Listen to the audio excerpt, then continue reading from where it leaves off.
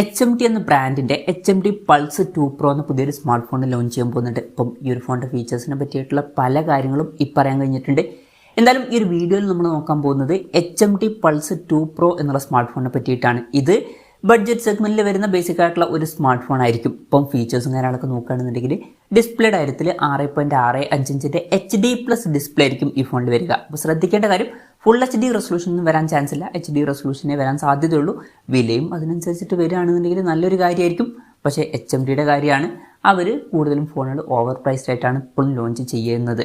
പിന്നെ LCD പാനലുമായിട്ടായിരിക്കും ഈ ഒരു സ്മാർട്ട് ഫോൺ വരിക. പഞ്ചോൾ ഡിസൈനൊക്കെ വരുന്നതായിരിക്കും. പഞ്ചോൾ വരിക ടോപ്പ് സെൻറ്റർ ഭാഗത്തായിട്ടായിരിക്കും.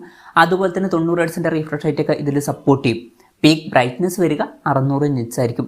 അപ്പം അത്യാവശ്യം ബേസിക് ആയിട്ടുള്ള ഡിസ്പ്ലേ ഫീച്ചേഴ്സ് ആയിരിക്കും ഇതിൽ വരിക. എന്നാലും എക്സ്ട്രാ ആയിട്ട് പഞ്ചോൾ ഡിസൈനും 90 Hz റിഫ്രഷ് റേറ്റൊക്കെ ഇതിൽ വരുന്നതായിരിക്കും.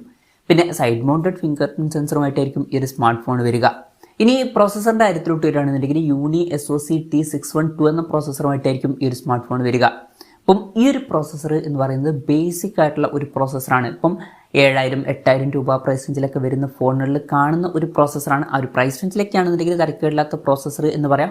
പക്ഷേ HMDയുടെ കാര്യമാണ്, അവർ അത്ര നല്ല പ്രൈസിങ്ങിൽ ഫോണുകൾ ലോഞ്ച് ചെയ്യാറില്ല. അതുകൊണ്ട് തന്നെ ഈ ഫോണിൻ്റെ വില ചിലപ്പോൾ ഒരു 10,000 രൂപ പ്രൈസ് റേഞ്ചിലൊക്കെ ആയിട്ട് എത്തിയേക്കാം.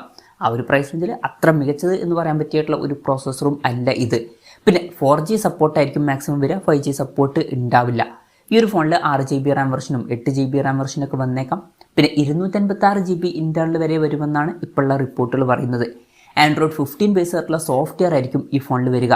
പിന്നെ നമുക്കറിയാവുന്നൊരു കാര്യമാണ്, HMDയുടെ ഫോണുകളിൽ വളരെ ക്ലീൻ ആയിട്ടുള്ള സോഫ്റ്റ്വെയർ എക്സ്പീരിയൻസ് ആയിരിക്കും നമുക്ക് ലഭിക്കുക. കാര്യമായിട്ട് ബ്ലോട്ട്വെയർസും കാര്യങ്ങളൊന്നും ഉണ്ടാവില്ല.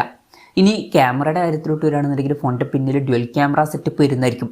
50 MP മെയിൻ ക്യാമറ സെൻസർ ഇതിൽ വരും. പിന്നെ 2 MP ഒരു ഡെപ്ത് സെൻസർ ആയിരിക്കും വരിക. അൾട്രാ വൈഡ് ആംഗിൾ ലെൻസ് ഒന്നും ഇതിൽ വരാൻ ചാൻസ് ഇല്ല. പക്ഷേ ഫ്രണ്ടിൽ 50 MP സെൽഫി ക്യാമറ വരാൻ സാധ്യതയുണ്ട്. അപ്പം ഫ്രണ്ടിൽ നല്ലൊരു റെസൊല്യൂഷനും കാര്യങ്ങളൊക്കെ വന്നേക്കാം. പിന്നെ ബാറ്ററിയുടെ കാര്യത്തിൽ 5000 mAh ബാറ്ററിയുമായിട്ടായിരിക്കും ഈ ഒരു സ്മാർട്ട് ഫോൺ വരിക. 20 വാട്ടിൻ്റെ ഫാസ്റ്റ് ചാർജിങ് സപ്പോർട്ടായിരിക്കും വരിക. പിന്നെ Type-C ചാർജിംഗ് പോർട്ടും ഇതിൽ വരുന്നതായിരിക്കും. അപ്പം ഇതൊക്കെയാണ് ഫീച്ചേഴ്സിനെ പറ്റി പറയാനുള്ള കാര്യങ്ങൾ.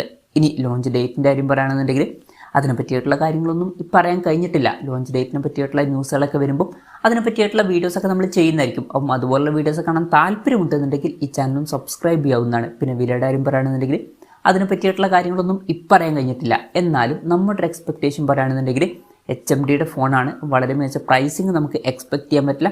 അപ്പോൾ കുറഞ്ഞത് ഈ ഫോണിൻ്റെ വില ഒരു 10,000 രൂപ പ്രൈസ് റേഞ്ചിലേക്കായിട്ട് വന്നേക്കാം. ഈവൻ ഒരു 12,000 രൂപ പ്രൈസ് റേഞ്ചിലായിട്ട് വരെയും വന്നേക്കാം. കൺഫർമേഷൻസ് ഒന്നുമില്ല, ജസ്റ്റ് നമ്മുടെ എക്സ്പെക്റ്റേഷൻ പറഞ്ഞു എന്നേ ഉള്ളൂ. എന്തായാലും HMDയുടെ Pulse 2 Pro എന്ന പുതിയൊരു സ്മാർട്ട് ഫോൺ ലോഞ്ച് ചെയ്യാൻ പോകുന്നുണ്ട്. അപ്പം ഈ ഒരു ഫോണിനെ പറ്റിയിട്ടുള്ള നിങ്ങളുടെ അഭിപ്രായം ജസ്റ്റ് ഒന്ന് കമൻറ്റ് ചെയ്യുക. അതുപോലെ തന്നെ ഈ ഒരു സ്മാർട്ട് ഫോൺ ഇന്ത്യൻ മാർക്കറ്റിലൊക്കെ ലോഞ്ച് ചെയ്യുകയാണെന്നുണ്ടെങ്കിൽ നിങ്ങൾ ഏത് പ്രൈസിങ്ങിലാണ് എക്സ്പെക്റ്റ് ചെയ്യുന്നത് എന്നുള്ള കാര്യം കൂടി ജസ്റ്റ് ഒന്ന് കമൻറ്റ് ചെയ്യുക.